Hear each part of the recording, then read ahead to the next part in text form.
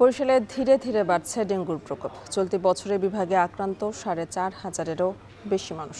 গত বছর বরগুনা ডেঙ্গুর হটস্পট হয়ে উঠলেও এবার পটুয়াখালী, পিরোজপুর ও ঝালকাঠিতে রোগীর সংখ্যা উল্লেখযোগ্যভাবে বেড়েছে। এদিকে চাঁপাইনবাবগঞ্জে বর্ষা মৌসুমে এডিস মশা বিস্তারের সঙ্গে পাল্লা দিয়ে বাড়ছে ডেঙ্গু আক্রান্তের সংখ্যা। রোগীর চাপ বাড়ায় দেখা দিয়েছে হাসপাতালের শয্যা সংকট। এতে রোগীদের দুর্ভোগ বাড়ার পাশাপাশি পরিস্থিতি সামাল দিতে হিমশিম খাচ্ছে হাসপাতাল কর্তৃপক্ষ। আর এই বিষয়ে বিস্তারিত জানাতে বরিশাল থেকে যুক্ত আছেন সহকর্মী অমিত হাসান এবং চাঁপাইনবাবগঞ্জ জেলা হাসপাতাল থেকে যুক্ত আছেন সোহান মাহমুদ। শুরুতে চলে যাচ্ছে বরিশালে অমিতের কাছে। অমিত, ডেঙ্গুর প্রকোপ বাড়ছে, এ বিষয়ে প্রশাসনের পক্ষ থেকে কি কোনো উদ্যোগ নেওয়া হয়েছে কিনা জানাবেন? বরিশালে হামের প্রাদুর্ভাব বেড়েছিল, তার পরপরে কিন্তু এখন চোখ রাঙাচ্ছে ডেঙ্গু এবং প্রতিদিনই দেখা যাচ্ছে ডেঙ্গু রোগে আক্রান্ত হয়ে রোগীরা বরিশাল শেরেবাংলা মেডিকেল কলেজ হাসপাতালে ভর্তি হচ্ছে এবং শেরেবাংলা হাসপাতাল কর্তৃপক্ষের পক্ষ থেকে কিন্তু প্রত্যেকটি ওয়ার্ডেই দেখা যাচ্ছে ডেঙ্গু কর্নার করা হচ্ছে। তবে সেই ডেঙ্গু কর্নারগুলোতে দেখা যাচ্ছে ডেঙ্গু রোগীর বাইরে অন্যান্য রোগীরাও ভর্তি থাকছে। এতে আসলে সংক্রমণ ছড়িয়ে পড়ার একটা আশঙ্কা রোগীদের মাঝে থাকছে এবং প্রশাসনের পক্ষ থেকে, বিশেষ করে সিটি কর্পোরেশনের পক্ষ থেকে বলা হচ্ছে তারা প্রতিনিয়ত ডেঙ্গু রোগের সংক্রমণ কমানোর জন্য প্রতিটি ওয়ার্ডেই প্রতিদিন হ্যান্ড স্প্রে এবং পাশাপাশি যে ফগার মেশিনের মাধ্যমে সেই ডেঙ্গু রোগের প্রতিরোধ করার জন্য চেষ্টা করছেন এবং তাদের যে কার্যক্রম সেটি চলমান রয়েছে। তবে বরিশাল মহানগরীর কথা যদি বলি, বরিশাল মহানগরীতে ডেঙ্গু রোগীর সংক্রমণ তেমন একটা না থাকলেও বিশেষ করে পটুয়াখালী, ঝালকাঠি, পিরোজপুর এলাকায় কিন্তু ডেঙ্গু রোগের সংক্রমণ এবছর বেশি দেখা যাচ্ছে এবং শেরেবাংলা মেডিকেল কলেজ হাসপাতালে যেসব রোগী ভর্তি থাকছে তার মধ্যে বেশিরভাগ রোগী দেখা যাচ্ছে যে এসব জায়গা থেকেই আসছে, বরিশালের বাইরে থেকে আসছে।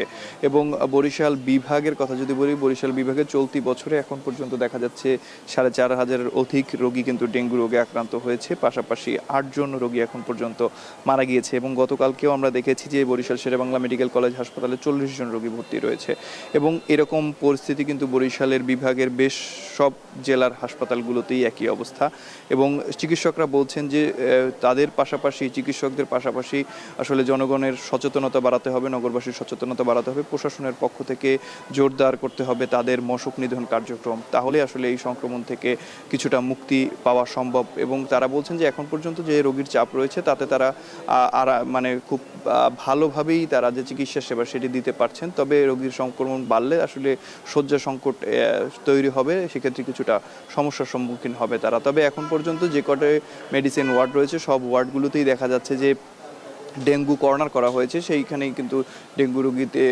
ডেঙ্গুতে যারা আক্রান্ত হচ্ছে তারা চিকিৎসা সেবা নিচ্ছে এবং ভালো হয়ে এখান থেকে যাচ্ছে।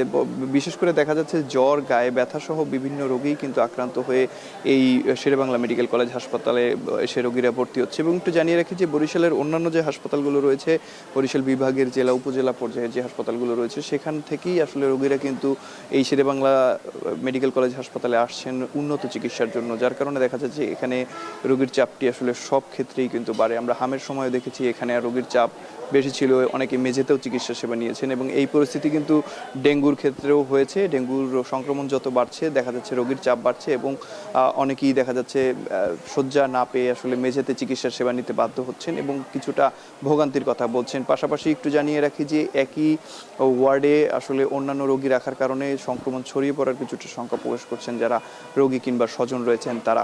তো বরিশালের ডেঙ্গু নিয়ে এই ছিল আমার কাছে সবশেষ। অ্যানি, ডেঙ্গু পরিস্থিতির আরও খবর জানতে এবার চলে যাব চাঁপাইনবাবগঞ্জে সোহানের কাছে। সোহান, জানাবেন যেহেতু রোগীর সংখ্যা বাড়ছে তাদের চিকিৎসা কি ঠিকমতো চলছে কিনা?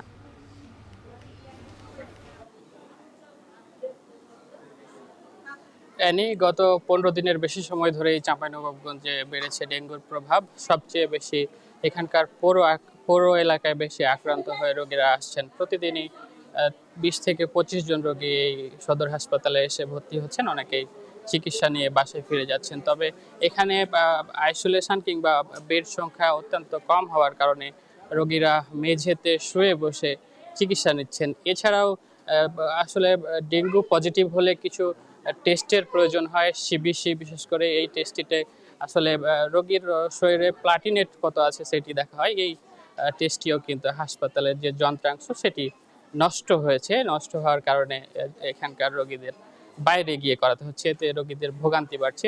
এছাড়াও আসলে সারা দেশের ন্যায় চাঁপাইনবাবগঞ্জেও লোডশেডিং বেড়েছে। এই হাসপাতালে লোডশেডিং হওয়ার কারণে প্রতিনিয়তই কিন্তু রোগীরা ভোগান্তিতে পড়ছেন।